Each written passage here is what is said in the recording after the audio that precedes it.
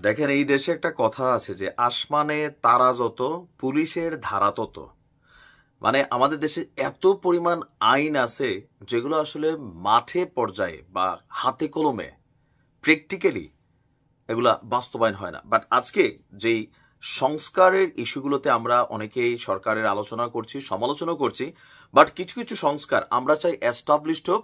আর আজকে আমাদের স্বরাষ্ট্র উপদেষ্টা তিনি যে ঘোষণা দিয়েছেন, আমরা বিশ্বাস করি যে আইন শৃঙ্খলা বাহিনী সেটা অক্ষরে অক্ষরে মানবে এবং পালন করবে। এতে কি হবে বুঝায়, দেখেন, যে কোনো মানুষ যদি অপরাধ করে তার বিরুদ্ধে আইন অ্যাকশনে যাবে, কিন্তু একজন মানুষেরও কিছু মৌলিক অধিকার আছে। আপনি বাড়িতে ঘুমাচ্ছেন রাত 2টার সময়, সিভিল ড্রেস পরা 5জন মানুষ এসে বলতেছে আমরা ডিবির লোক, আমরা গোয়েন্দার লোক, আপনি আসেন, একটা পুলিশের গাড়ির মতন আছে, একটা আইডি কার্ড দেখে আপনি তুলে নিয়ে গেছে।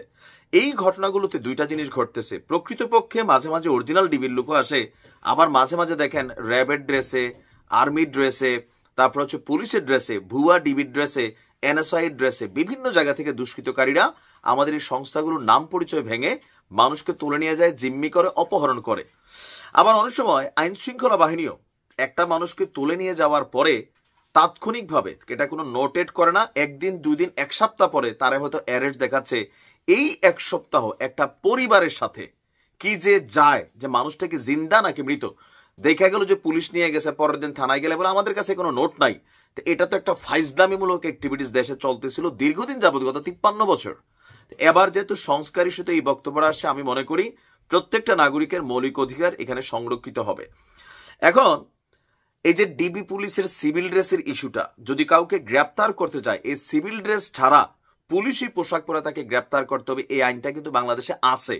মুখে বলতেছে, কিন্তু on action, political point of view, সরকারের পারপাস সার্ভ করা, লোকাল নেতার কোনো রকম মানে তাল্লাগিরি করা, এগুলো তো অনেক জায়গায় আমরা দেখছি এই ঘটনাগুলো ঘটে। বাট এবার ফাইনালি অন্তত কোনো সিদ্ধান্ত যেটা ছিল আবারও আসছে, আমরা চাই এটা কার্যকর হোক। পুলিশের কোনো সদস্য এখন থেকে সিভিল ড্রেসে আসামি ধরতে পারবে না। এই কথা কে জানিয়েছেন? আমাদের স্বরাষ্ট্র উপদেষ্টা, সংস্কারের এই সরকারের স্বরাষ্ট্র উপদেষ্টা লেফটেন্যান্ট জেনারেল মোহাম্মদ জাহাঙ্গীর আলম, তিনি বলছেন পুলিশের তেলবাজি ব্যবস্থা ফেরানোর চেষ্টা হচ্ছে, এটা বন্ধ করতে হবে। আইন শৃঙ্খলা ব্যবস্থার উন্নয়নে কমিউনিটি পুলিশিং ব্যবস্থাকে জোরদার করতে হবে। তারপর তিনি বলছেন যে পুলিশ প্রশাসনকে গতানুগতিক ধারা থেকে বেরিয়ে আসতে হবে। 5ই আগস্ট অভ্যুত্থানের পর এখানে অনেক কিছু ঘটছে, মাদক থেকে শুরু করা, তদবির থেকে শুরু করা, বাট এই যে সিভিল ড্রেসে গ্রেপ্তার, এটা এখন থেকে করতে পারবে না।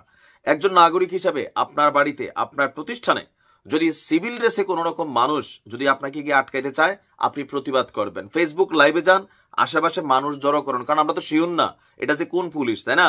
পুলিশের ড্রেস পরে শুধু পাটপাড়ি চলে।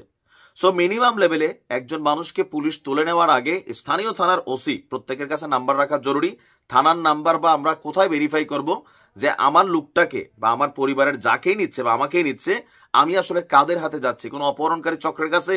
পুলিশের মধ্যেও তো এরকম 2-4 জন পাওয়া গেছে যারা নিয়ে অপহরণ করে, তাই না? অনেক ব্যবসায়ী এরকম করছে, অথবা টাকা পয়সার লোভে কোনো কেউ করলো, অথবা কোনো দুষ্কৃতিকারী, দুর্বৃত্ত। সো এই জিনিসটাকে মেকশিওর করতে হলে পুলিশের ড্রেস পরে আসতে হবে।